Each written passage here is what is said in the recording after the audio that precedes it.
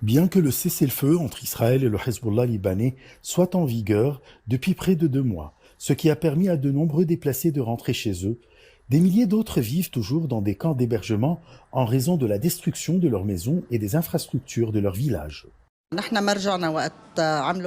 Je ne sais pas à quel point ma maison dans le sud a été endommagée.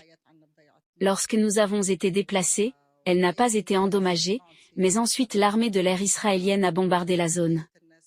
Les autorités nous ont empêchés de retourner dans la région par crainte de la présence de restes de guerre et par crainte d'une violation de la trêve par Israël. Nous n'avons rien à faire ici. Nous avions une station de lavage de voitures dans notre village qui a été endommagée par les frappes israéliennes. Aujourd'hui nous ne travaillons pas et nous ne possédons rien.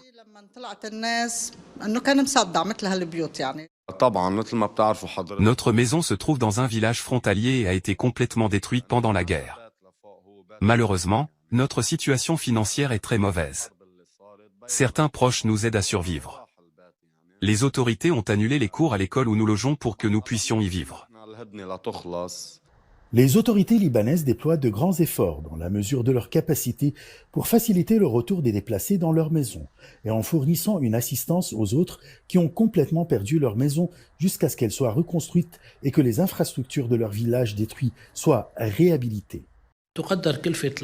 Le coût des dommages, de la reconstruction des maisons totalement ou partiellement détruites et de la reconstruction des infrastructures des zones détruites est estimé à environ 8 milliards de dollars, une somme largement supérieure aux capacités du gouvernement libanais. L'affaire s'est limitée à quelques sommes versées par le gouvernement libanais pour enlever les décombres et ouvrir les rues et les routes, et pour verser des indemnités à certaines personnes touchées, estimées à environ 400 millions de dollars. Il s'agit d'un montant minime par rapport à ce qui est nécessaire. Le plus grand défi auquel le gouvernement est confronté est le retard de l'arrivée de l'aide étrangère annoncée par certains pays arabes et étrangers destinés à reconstruire les zones détruites à travers le pays pour permettre le retour de toutes les personnes déplacées dans leur foyer. On compte environ 65 000 personnes déplacées des villages de la bande frontalière qui ne sont pas rentrées chez elles.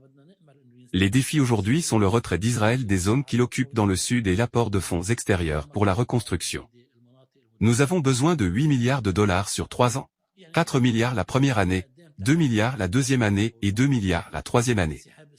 Ce montant semble lié au retrait d'Israël et à l'avenir des armes du Hezbollah, ce qui signifie que cette aide étrangère est liée à l'évolution politique au Liban.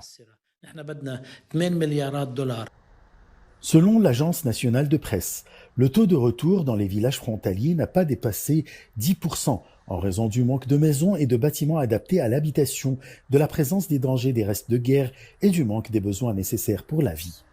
Achraf Massoud, pour CGT1 français.